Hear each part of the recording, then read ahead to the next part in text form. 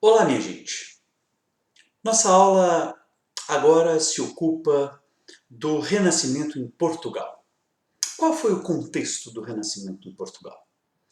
Pois bem, o Renascimento português aconteceu durante o período das grandes navegações e incluiu o apogeu de Portugal como país mais rico da Europa, país mais badalado naquele momento, que fizeram descobertas, que tinham descoberto o caminho para as Índias, que se enriqueceram fazendo comércio com as Índias, que tinham descoberto inclusive o território do Brasil, de onde já tirava o pau-brasil como primeira riqueza explorada, enfim.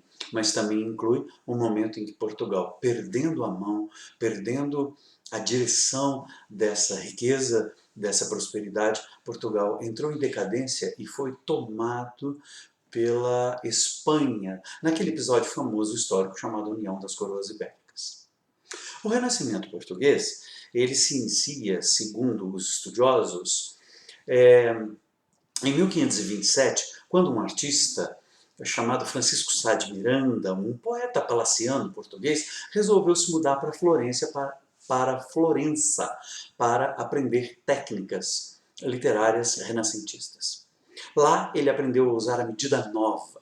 O que vem a ser a medida nova? Era o uso de técnicas poéticas que incluíam o verso longo de 10 sílabas, que vai substituir, portanto, o que chamamos em Portugal de medida velha, que é a redondilha de 5 e de 7 sílabas, as redondilhas menores e as redondilhas maiores, como já vimos.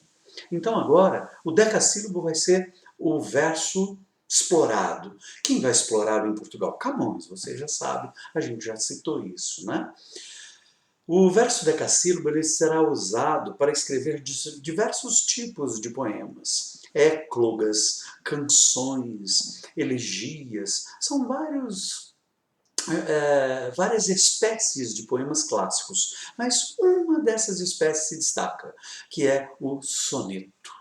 Então, a medida nova, num sentido amplo, é o uso de todas as técnicas poéticas renascentistas, das temáticas renascentistas, da linguagem renascentista de maneira geral. No entanto, reduzidamente, sinteticamente, podemos dizer que a medida nova é o uso do verso decassílabo e o uso do soneto, que são recursos que Camões vai utilizar com grande propriedade. Muito bem. O Renascimento em Portugal, ele não foi assim um movimento literário muito eficaz, um movimento artístico muito eficaz. Na verdade, ele só teve alguma eficácia na literatura com o trabalho do Camões, né? No mais, o Renascimento português ele não produziu grandes artistas, pintores, arquitetos, músicos. Camões foi o grande artista. E ele tinha nascido em 1524, quer dizer, talvez Camões tenha nascido aí entre 524 e 525, não se sabe ao certo, mas ele era apenas um bebê quando esse Francisco Sá de Miranda voltou da Itália trazendo a medida nova. Ele então levará alguns anos, até os seus 20 anos mais ou menos, para entrar em contato, tomar contato com a medida nova. Quando garoto, na verdade, Camões tomou contato com a medida velha e a poesia palaciana, com professores, preceptores que ele teve. Ele vinha da pequena burguesia portuguesa, de uma família que, na verdade, tinha passado por um processo de decadência e tal, e Camões, aos 20 anos, se viu obrigado, inclusive, a entrar para o exército português, para poder conseguir ganhar a vida, mas ele tinha alguma formação cultural. E gostava de poesia, consta que ele gosta e que ele cultiva a poesia desde a adolescência. E, num primeiro momento, ele vai tomar contato com a medida velha, com a velha maneira de fazer poesia, que é a poesia palaciana que comentamos em videoaulas anteriores. Depois, a partir de 25, 30 anos, Camões, já na sua fase de maturidade, vai adotar então os princípios da medida nova, vinda da Itália e tal. Então, o Renascimento em Portugal ele acontece nesse momento. Ele inclui a prosperidade, o apogeu e a decadência de Portugal. E vai terminar quando? Justamente em 1580. Não só com a morte do Camões, que é marco final do Renascimento, como também com a união das coroas ibéricas. Historicamente, o fim do Renascimento português é quando Espanha toma Portugal e Portugal volta a depender de Espanha, volta a se subordinar à Espanha e ficará assim por 60 anos. E depois, mais tarde, nós abordaremos este motivo histórico ao falarmos do Barroco. Então, entre 1527, com a volta de Sá de Miranda da Itália, e 1580, nós temos o Renascimento. E a grande personalidade do Renascimento em Portugal é Camões. Ora, a obra de Camões se divide em duas partes. Na verdade, em três. Camões escreveu obra lírica, isto é, poemas líricos, um poema épico famoso que você sabe, você conhece, você já ouviu falar, de Os Lusíadas, né? E Camões também escreveu um outro poema, dois outros poemas dramáticos, que são chamados de peças de teatro, poemas dramáticos ou peças de teatro. As peças de teatro de Camões não são solicitadas para estudo para os vestibulares. São peças de teor clássico, de linguagem muito difícil, erudita, e que não são relevantes. As duas partes da obra de Camões, portanto, que nos interessam muito, são a parte lírica e a parte épica. Vamos tratar primeiro da parte lírica nesta videoaula. Faremos, logo após, uma outra videoaula para tratarmos da parte épica, isto é, para abordarmos os Lusíadas. Quando falamos de poesia lírica de Camões, podemos dividi-la em duas partes. A primeira, ligada à juventude, que é chamada de lírica tradicional, escrita em medida velha. E a segunda parte, que é a lírica chamada clássica, escrita em medida nova. Quais são os traços principais da lírica tradicional? A lírica tradicional, escrita ainda em redondilhas, ela é feita à maneira da poesia palaciana. Camões ainda escreve poemas de galanteio, lembram-se dessa palavra? Ou seja, a aproximação com a moça querida, com a moça desejada, com a moça amada. Camões tinha uma prima chamada Leonor, por quem ele era apaixonado, e que ele eternizou em versos em que ele a chamava de a menina dos olhos verdes. Menina dos olhos verdes, por que não me vedes? Tem nos olhos a cor da esperança, mas nas obras não. Isso quer dizer, você me dá esperança porque seus olhos são verdes, mas você não me dá esperanças amorosas. Olha que tristinho. Ele galanteando a prima que ele dizia que tinha cabelos de fio de ouro entrançado, olhos verdes, que era bonita e charmosa, enfim. Então, Camões utiliza aquela temática, aquele formato do vilancete, do mote glosado, escrito em medida velha, da poesia palaciana para se expressar. É o Camões começando sua vida literária, escrevendo esses poemas de galanteio, já com algumas imagens renascentistas, que aos poucos vão chegando ali, vão sendo usadas por poetas mais antigos, e o Camões também vai aproveitando, enfim, e Camões vai construindo a sua trajetória poética. Até que então, Camões, já um pouco mais maduro, e num período, inclusive, em que ele vai ter que deixar Portugal por uma série de complicações que ele sofre na sua vida, Camões já passa a escrever uma poesia mais densa, uma poesia mais sofisticada, e que agora vai ser escrita em medida nova. Falamos então da segunda parte da lírica do Camões, a lírica chamada clássica.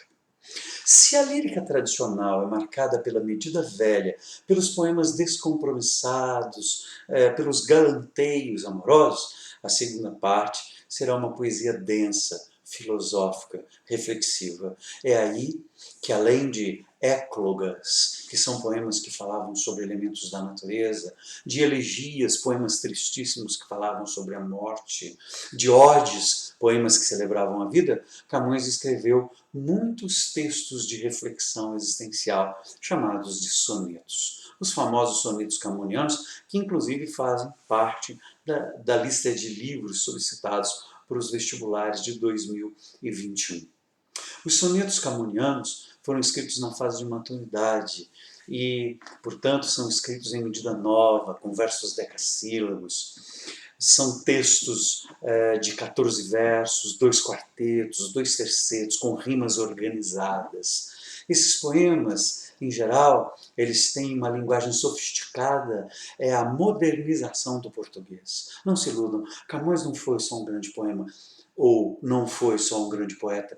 Camões foi o modernizador da língua portuguesa. Essas estruturas frasais que eu estou usando agora para me comunicar com vocês nessa videoaula, muitas delas foram forjadas por Camões nos seus textos, nos seus poemas, nas suas peças de teatro, no seu poema épico, Os Lusíadas. Camões é o grande modernizador. Ele pegou aquela linguagem que o Gil Vicente deixou ali na transição, que o Bernardinho Ribeiro, que o Francisco Sá de Miranda deixaram ali na transição da Idade Média para a Idade Moderna, e ele deu a este português arcaico a modernidade que conhecemos hoje. É o nosso Shakespeare, é o nosso Cervantes. Camões é o grande criador da língua portuguesa moderna. E ele começa a utilizar essa modernidade mais eficazmente a partir da poesia em medida nova, que é escrita, portanto, em formato de sonetos e que trata de alguns assuntos fundamentais. Primeiro, é claro, o amor. Só que agora, o amor não é mais um tema sentimental. Não é mais expressão do sentimento amoroso, como na lírica tradicional. Agora, é reflexão sobre os efeitos do amor sobre o ser humano e a vida humana. São poemas reflexivos, em que, inclusive, Camões reflete sobre o amor, como é que ele, muitas vezes, toma o coração humano e é capaz de fazer o ser humano sofrer. Ou então, ao tomar o coração humano, é capaz de elevar o ser humano e fazê-lo chegar o mais próximo possível da perfeição. Essa visão de amor, em que se mistura uma visão cristã perfeita do amor com uma visão platônica perfeita do amor, referente à maneira de Platão de pensar a vida. Né? Você lembra que Platão ele falava que existia um mundo ideal, um mundo das ideias. Então, quando Camões mistura essas duas visões de amor, cristã e platônica, ele cria o que chamamos de neoplatonismo, uma expressão neoplatônica portuguesa. O amor neoplatônico é o amor espiritual, transcendente, que transcende a vida. É aquele amor que não depende da existência física da outra pessoa para que a gente a ame. A gente ama a alma do outro e não o seu corpo, não a sua presença física. E mesmo que a pessoa não esteja presente, nós continuaremos amando. E assim como também quando ela morra ou fique longe de nós, a nossa alma continuará amando aquela alma. É uma espécie de amor perfeito que transcende a vida e que vai se realizar num outro plano, que pode ser, do ponto de vista cristão, o céu, mas também pode ser, do ponto de vista platônico, o mundo ideal. Então, a temática do amor platônico e o amor como tema a ser refletido, essa é uma das temáticas importantes. O outro tema é o tema do desconcerto do mundo. Camões via o mundo como um lugar onde os valores estão invertidos, onde as coisas que você espera que aconteçam não acontecem, você espera que o bem triunfe e o mal acaba por vencer, você espera que as pessoas boas se deem bem, elas acabam se dando mal. Né? Isso, aliás, essa visão já está numa redondilha de Camões, que é considerada a transição da medida velha para a medida nova. Uns versos em forma de redondilha, em que Camões diz assim: no mundo vi sempre passar os maus, os bons vi sempre passar no mundo graves tormentos, e para mais me espantar, os maus vi sempre nadar em mar de contentamentos. Ou seja, olha que interessante, os bons sofrem e as pessoas más vivem bem. Camões vê esse valor invertido. Então, Camões, a partir daí, começa a escrever nos poemas tristes, e o amor também é um valor que se inverte. Você quer se aproximar do ser amado, você quer que o amor aproxime os corações, mas o amor faz o quê?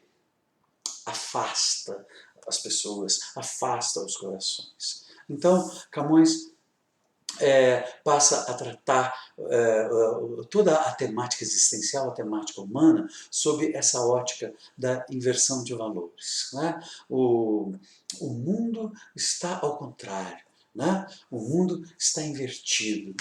E Camões acaba por enxergar toda a existência vinculada a esse desconcerto do mundo. Essa expressão é muito usada literariamente, o desconcerto do mundo.